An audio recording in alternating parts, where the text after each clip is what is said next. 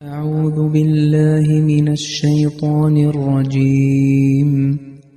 بسم الله الرحمن الرحيم. صراط الذين أنعمت عليهم غير المغضوب عليهم ولا الضالين.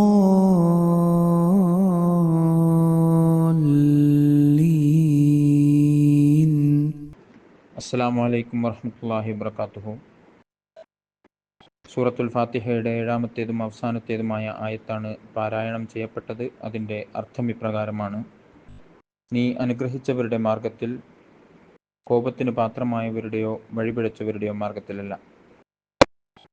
സൂറ ഫാത്തിഹയുടെ വിശദീകരണം ഹസ്രത്ത് ഖലീഫത്തുൽ മസീഹ് സാനി റളിയല്ലാഹു അൻഹുവിൻ്റെ തഫ്സീർ കബീറിൽ നിന്നും നൽകി വരികയാണ്. കഴിഞ്ഞ ദർസിൽ ഒരു മുഫസ്സിറിൻ്റെ ആരോപണങ്ങളുമായി ബന്ധപ്പെട്ട് ചില കാര്യങ്ങൾ പറയുകയുണ്ടായി.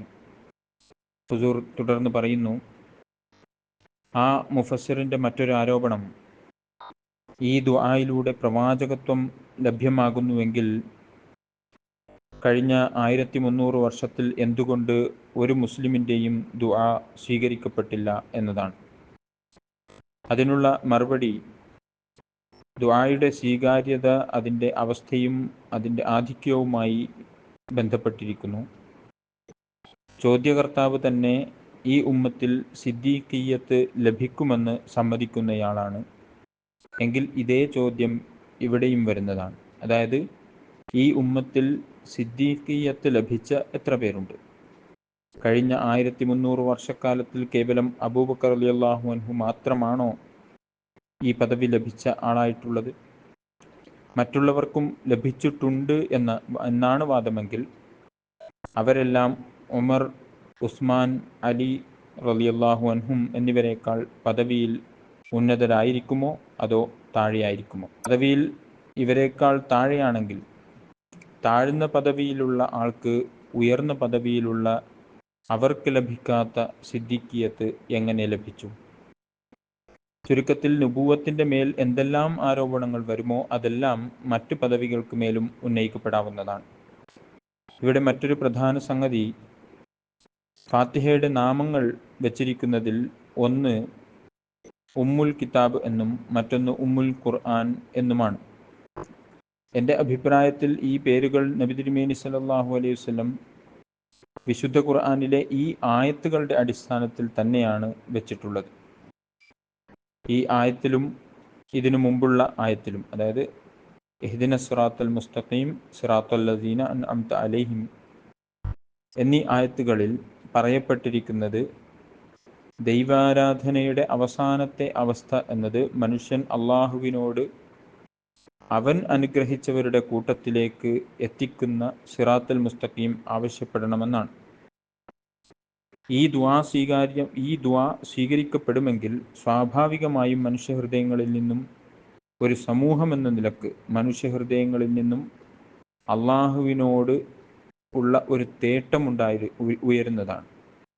അതായത്, അള്ളാഹുവെ, ഞങ്ങൾ നശിച്ചുകൊണ്ടിരിക്കുകയാണ്, ഞങ്ങൾക്ക് നേരായ മാർഗം തുറന്നു തന്നാലും. ഈ തേട്ടത്തിൽ ഈ കാലഘട്ടത്തിലെ ദൈവസാമീപ്യം കരസ്ഥമാക്കിയ ആളുകളുടെ പരിശുദ്ധവും പരിപൂർണവുമായ ഹൃദയങ്ങളിൽ നിന്നും കൂടി ദുആകൾ തേങ്ങലായി ഉയരുമ്പോൾ അതിൻ്റെ ഫലമായി അള്ളാഹുവിൻ്റെ കാരുണ്യം ആവേശത്തിലായിക്കൊണ്ട് ദൈവാനുഗ്രഹത്തിൻ്റെ രൂപത്തിൽ അവതരിക്കപ്പെടുകയും ചെയ്യുന്നു. ഇങ്ങനെയാണ് എല്ലാ കാലഘട്ടങ്ങളിലും സംഭവിച്ചിട്ടുള്ളത്. അതുതന്നെ തുടരുന്നതാണ്. ഉദാഹരണമായി നൂഹ് നബി അലൈഹിസ്സലാമിൻ്റെ കാലഘട്ടത്തിലെ പീഡിതരായിട്ടുള്ള ആളുകളുടെ ദുആകൾ നൂഹ് നബി അലൈഹിസ്സലാമിൻ്റെ പരിശുദ്ധ ഹൃദയത്തിൽ നിന്നും ഉയർന്ന തേങ്ങലുകളോടൊപ്പം ചേർന്നുകൊണ്ട് അദ്ദേഹത്തിന് അവതരിച്ച വേദഗ്രന്ഥം അവതരിപ്പിക്കപ്പെട്ടു. ഇബ്രാഹിം നബി അലൈഹിസ്സലാമിൻ്റെ കാലഘട്ടത്തിലെ സത്യാത്മാക്കളുടെ തേങ്ങലുകൾ ഇബ്രാഹിം നബി അലൈഹിസ്സലാമിൻ്റെ പരിശുദ്ധ ഹൃദയത്തിൽ നിന്നുയർന്ന തേങ്ങലുകളോടൊപ്പം ചേർന്നപ്പോൾ സുഹഫ് ഇബ്രാഹിം അവതരിക്കാൻ അത് കാരണമായി. ഇതുതന്നെയാണ് ഹസ്രത്ത് മൂസാ നബി അലൈഹിസ്സലാമിൻ്റെയും ഹസ്രത്ത് ഈസാ നബി അലൈഹിസ്സലാമിൻ്റെയും കാലഘട്ടത്തിലും തിരുമേനി സല്ലല്ലാഹു അലൈഹി വസല്ലമയുടെ കാലഘട്ടത്തിലും സംഭവിച്ചത്. സഹീഹായ ഹദീസുകളിൽ നിന്നും നബി തിരുമേനി സല്ലല്ലാഹു അലൈഹി വസല്ലമക്ക് വിശുദ്ധ ഖുർആൻ അവതരിപ്പിക്കപ്പെടുന്നതിന് മുമ്പ് അവിടുന്ന് ഭൗതിക കട്ടുപാടുകളിൽ നിന്നെല്ലാം അകന്നുകൊണ്ട് ഹിറാ ഗുഹയിൽ ചെന്ന് ആരാധനയും പ്രാർത്ഥനയും നടത്തിയിരുന്നു എന്ന് തെളിയുന്നു. ഈ പരിശുദ്ധ ഹൃദയത്തിൽ നിന്നും ഉയർന്ന ദുആകൾ മറ്റ് ആളുകളുടെ തേങ്ങലുകളോടൊപ്പം ചേർന്ന് അള്ളാഹുവിൻ്റെ അനുഗ്രഹത്തെ ആകർഷിക്കുകയും വിശുദ്ധ ഖുർആൻ അവതരിക്കുകയും ചെയ്തു. ഇഹ്ദിന സിറാത്തൽ മുസ്തഖീമ സിറാത്തൽ ലദീന അൻഅംത അലൈഹിം എന്ന ദുആ വാസ്തവത്തിൽ ദൈവീക ഗ്രന്ഥം അവതരിക്കുന്നതിന് മുമ്പുണ്ടായിരുന്ന ലോകത്തിൻ്റെ അവസ്ഥയെ വരച്ചു കാണിച്ചിരിക്കുകയാണ്. ഇതേ ദുആ സൂറ ഫാത്തിഹയിൽ അവതരിക്കുകയും ചെയ്തു.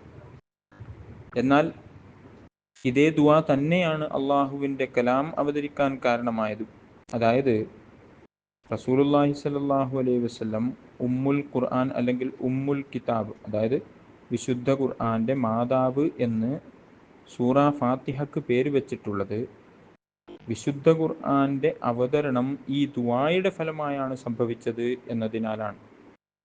അതായത് വിശുദ്ധ ഖുർആൻ അവതരിക്കുന്നതിന് മുമ്പ് ഈ ദുആ ചെയ്തതുകൊണ്ടാണ് വിശുദ്ധ ഖുർആൻ അവതരിച്ചത്.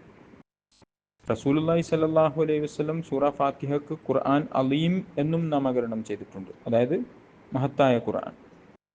അതിനുള്ള കാരണം സൂറത്തുൽ ഫാത്തിഹയെ ഉമ്മുൽ കിതാബ് എന്നും ഉമ്മുൽ ഖുർആൻ എന്നും അഥവാ ഖുർആൻ്റെ മാതാവ് എന്നും പറഞ്ഞതിൽ നിന്ന് ഇത് വിശുദ്ധ ഖുർആൻ്റെ ഭാഗമല്ല എന്ന് ആരെങ്കിലും തെറ്റിദ്ധരിക്കാതിരിക്കാനും ഇത് വിശുദ്ധ ഖുർആൻ്റെ ഭാഗം തന്നെയാണ് എന്ന് വ്യക്തമാക്കാനുമാണ് ഇതിനെ ഖുർആൻ അലീം, മഹത്തായ ഖുർആൻ എന്ന് റസൂലുള്ളാഹി സ്വല്ലല്ലാഹു അലൈഹി വസല്ലം നാമകരണം ചെയ്തത്.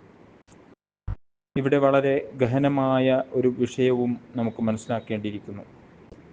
റസൂലുള്ളാഹി സ്വല്ലല്ലാഹു അലൈഹി വസല്ലം സൂറ ഫാത്തിഹയെ ഖുർആൻ്റെ മാതാവ് എന്നും പറഞ്ഞിട്ടുണ്ട്, അതുപോലെ മഹത്തായ ഖുർആൻ തന്നെ എന്നും പറഞ്ഞിട്ടുണ്ട്. അതായത് ഒരു രീതിയിൽ വിശുദ്ധ ഖുർആൻ്റെ ജനനത്തിന് കാരണമായി ഇതിനെ അവതരിപ്പിക്കുന്നു, മറ്റൊരു രീതിയിൽ അതിൽ നിന്നും ജനിച്ച സന്താനമായി കൊണ്ട് അതിനെ സ്വയം അവതരിപ്പിക്കുന്നു.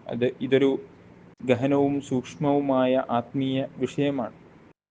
ആത്മീയ ലോകത്ത് ഒരു വസ്തുവിൻ്റെ ആദ്യത്തെ അവസ്ഥ അതിൻ്റെ രണ്ടാമത്തെ അവസ്ഥ ജന്മമെടുക്കുന്നതിന് കാരണമാകുന്നു. അതിനാൽ ആദ്യമുള്ള അവസ്ഥയെ ഒരു രീതിയിൽ മാതാവ് എന്ന് വിളിക്കപ്പെടുന്നു, ശേഷമുള്ള അവസ്ഥയ്ക്ക് സന്താനം എന്നും നാമകരണം ചെയ്യപ്പെടുന്നു. ഇത്തരത്തിലാണ് സൂറത്തുൽ ഫാത്തിഹ ഖുർആൻ്റെ മാതാവ് എന്നും വിളിക്കപ്പെട്ടു, ഒപ്പം അത് ഖുർആൻ തന്നെ എന്നും അതിനെ പറയപ്പെട്ടു. ഇത്തരത്തിൽ മനുഷ്യർക്കും അവരിലുണ്ടാകുന്ന മാറ്റത്തെ സൂചിപ്പിക്കുന്നതിന് ഉപമാലങ്കാര പദങ്ങൾ ഉപയോഗിക്കപ്പെടാറുണ്ട്. സൂറത്ത് തഹരീമിൽ അള്ളാഹു സത്യവിശ്വാസികളുടെ ഉദാഹരണം വിവരിച്ചുകൊണ്ട് ഇമ്രാൻ്റെ മകൾ മറിയമിനോട് ഉപമിക്കുകയും അത്തരം വ്യക്തിയിൽ തൻ്റെ കലാം ഊതപ്പെടുമെന്നും അവർ ആ ഗ്രന്ഥത്തിൽ വിശ്വസിക്കുകയും ഒടുവിൽ അനുസരണയുള്ള ഒരുവനെ പോലെ ആയിത്തീരും എന്നും പറയുന്നു. അതായത് ആരിലാണോ മറിയമിൻ്റെ ഗുണമുള്ളത് അവർ പുരോഗതി പ്രാപിച്ച് ദൈവിക ഭാഷണം സിദ്ധിക്കുന്നവരായി തീരുകയും ഒടുവിൽ മസീഹിയായ ആത്മാവായി തീരുകയും ചെയ്യുന്നു. ഇൻഷാ അല്ലാഹ് ബാക്കി അടുത്ത ദർസുകളിൽ വിവരിക്കുന്നതാണ്. വ ആഖിറു ദഅവാന അനിൽ ഹംദുലില്ലാഹി റബ്ബിൽ ആലമീൻ.